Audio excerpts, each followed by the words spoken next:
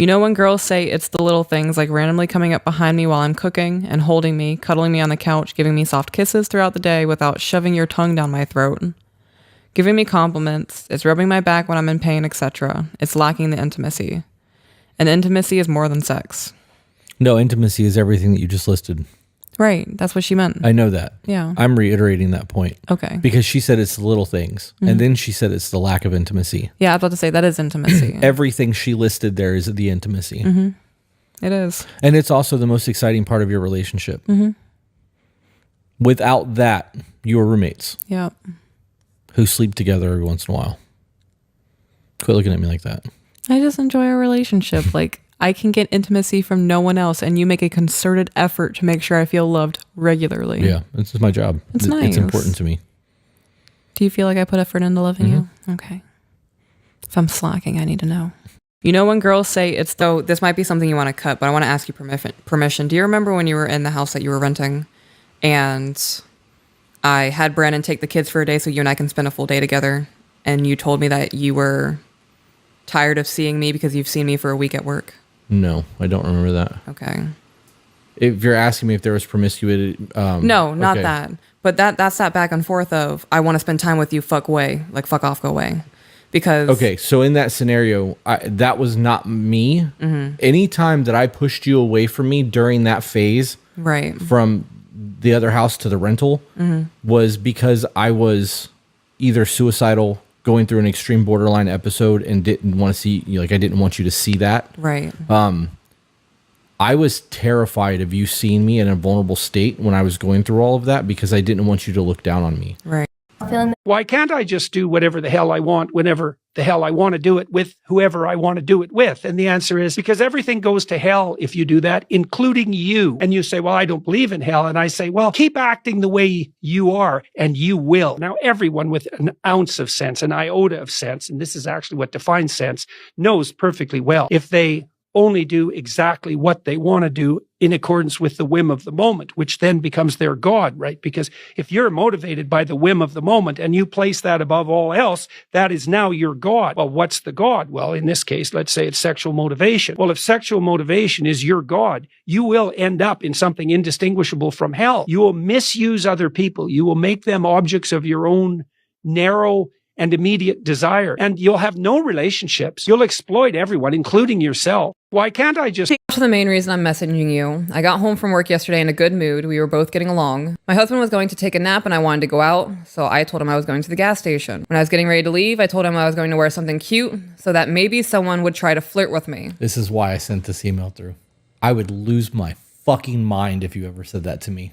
Even in a joking manner? Yeah, I would lose my Who the shit. fuck do you think you are? It gets better though. He was with me and watched me get dressed and I left. Totally allowed it to happen.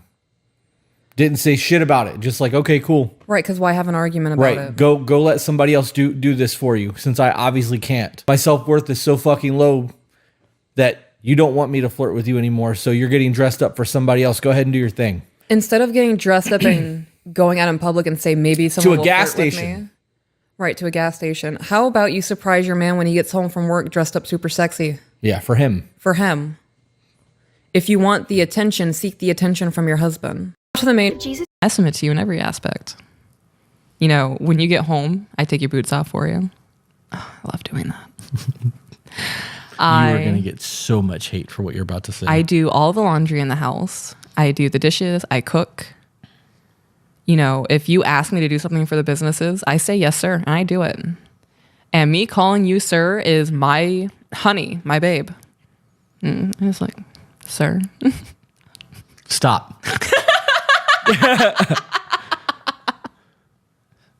Next. My next one is, I don't remember.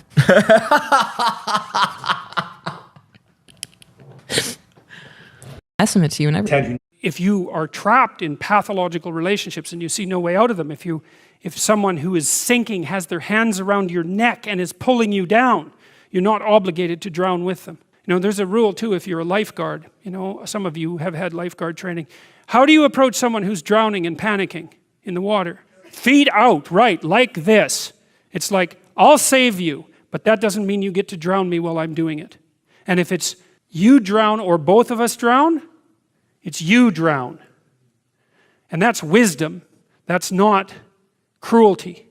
If you I heard you say recently that a mother's ability to let her child go out into the world, knowing that they're still vulnerable and that it's now down to them and the world to look after them, that's one of the bravest things that they it's can the do. female crucifixion. So, and that's exemplified best in, well, the best portrayal of that I've seen is Michelangelo's Pieta.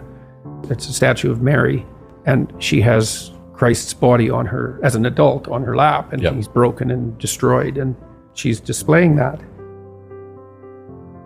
And that's the bravery of a mother to allow that to happen. But not only that, to facilitate it. Where you go, okay, go. Well, why the good mother necessarily fails? What's that mean? It means she stops providing the comfort that insulates people against the need for adventure. Well, why? It's dangerous out there. It's like, yeah, no kidding. It's more dangerous here if you stay with me. By a lot. So you might lose your body out there in the world, but if you stay here, you lose your soul.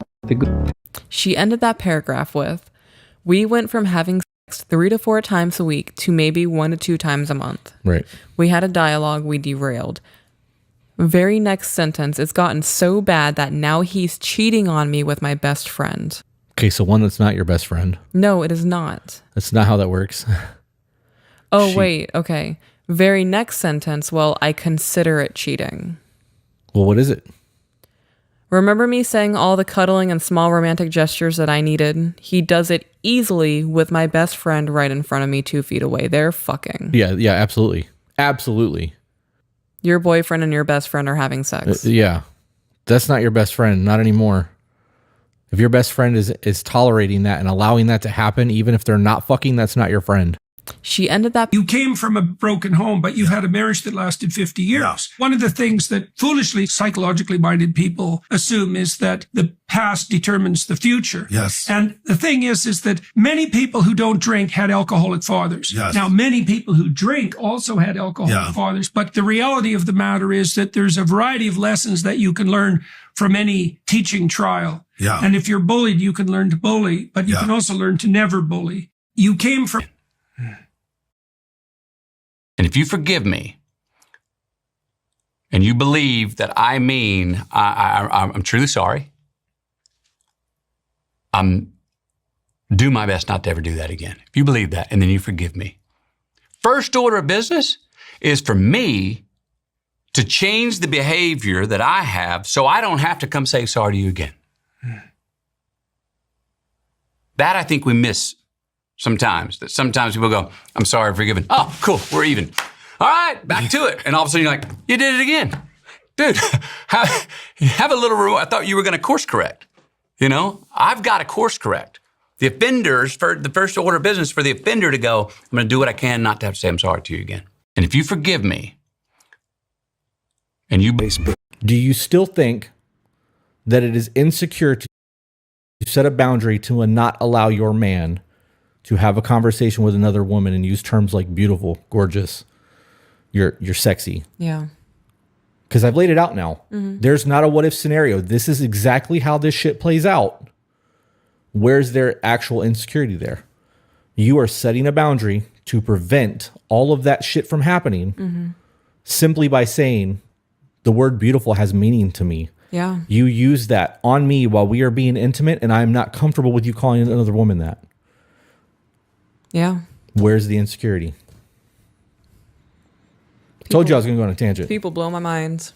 Told you I was going to go on a tangent. Do you have anything else that you want to add to that? Nope. I know you got another point, but I do. my mouth is like the Sahara. Yeah.